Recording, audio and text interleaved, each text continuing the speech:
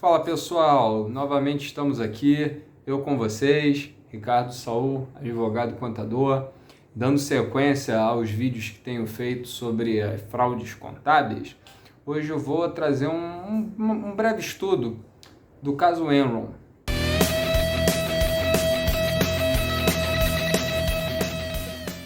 Bom, o caso Enron foi um caso emblemático que causou mudanças na norma contábil internacional, que levou a reboque uma das maiores auditorias que existiu, que foi a Arthur Andersen, que acabou sendo dissolvida, tamanha a repercussão do caso Enron. Então vou apresentar, muito por alto, de forma bem sucinta, o que foi o caso Enron. A Enron foi uma empresa do setor de energia, entre outros segmentos, que existia nos Estados Unidos, uma empresa que tinha lucro e que em dado momento resolveu adotar uma estratégia de investir em opções e fazer uma série de fusões e aquisições que mais adiante ficou comprovado que se tratava de uma manobra contábil para disfarçar perdas e gastos. Basicamente, a Enron fazia operações com partes relacionadas que muitas vezes eram empresas de sócios da Enron ou empresas em que o capital participante da Enron não obrigava que ela consolidasse essas empresas nas suas demonstrações contábeis, então permitia que tivesse saída de recursos ou de passivos para que pudesse ser ajustado o balanço patrimonial da própria Enron sem esses passivos ou sem ativos já dados como perdido. Então, de forma bem objetiva, era o uso de subsidiárias de fachada ou de subsidiárias que não eram consolidadas, pois não eram, por lei, obrigadas a consolidar, para ocultar ativos ou passivos ou o patrimônio de forma geral, as obrigações da Enron. A situação se torna um pouco mais complexa quando se para ver que, além das operações entre partes relacionadas, de forma indevida, obviamente, também era comum o uso de hedge, operações de hedge dentro das partes relacionadas, de forma que o risco e os prejuízos sempre se diluíam justamente para essas empresas menores, as quais não eram consolidadas. Então, além de operações financeiras, também era comum a transferência de ativos e passivos para essas empresas, as quais não eram consolidadas, assim como operações de venda com recompra, com um fim único de gerar ajustes no balanço da controladora, que era a Enron.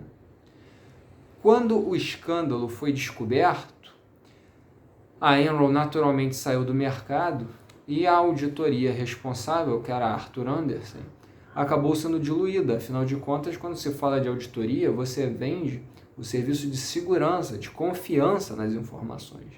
Então, um escândalo desse porte não poderia passar incólume. Então, vê-se o tamanho da repercussão desse caso, quando não apenas a empresa envolvida na fraude foi dissolvida, como a auditoria por reboque também foi impactada. O caso teve uma repercussão tamanha que os C-levels, os CFOs, CEOs, controladores da Enron, foram condenados criminalmente. Alguns, não posso usar o termo aqui no YouTube, mas não sobreviveram para cumprir a sentença, se entendem o que eu quero dizer. Então, tivemos um caso de repercussão tamanha que, inclusive, foi o primeiro motor para a implementação de uma controladoria mais moderna. Implementação da SOX, que será assunto do próximo vídeo. Toda a ideia de controladoria, a criação do PCAOB, da COSO e de outras instituições com a ideia de implementar a governança, de padronizar a governança de alto nível em empresas. E nós podemos relacionar esse caso com a aplicação do CPC 18 e do CPC 36, que falam sobre os critérios para a contabilização de investimentos e para os critérios na contabilização de consolidados. Então é um caso muito interessante, foi um caso emblemático. Não vou me prolongar, quem se interessar recomendo ver o documentário Os Caras Mais Espertos da Sala. Vou ver se eu coloco o pôster aqui desse lado que está em branco. E até algum tempo você achava gratuitamente na internet esse documentário, mas se não, procurem, é fácil de achar. E é uma verdadeira aula de controladoria, de perícia, de auditoria. Vocês que se interessam, assistam, porque esse documentário realmente é uma aula, entende? Explica muito bem tudo o que aconteceu e quais foram as consequências.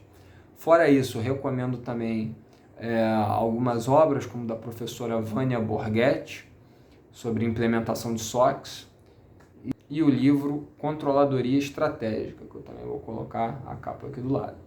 No próximo vídeo vou falar especificamente sobre a SOX, a COSO e o desenvolvimento da governança corporativa, e em breve espero estar fazendo algum vídeo explicando especificamente os CPCs, a SOX, e como um complemento a esses vídeos sobre fraudes contábeis.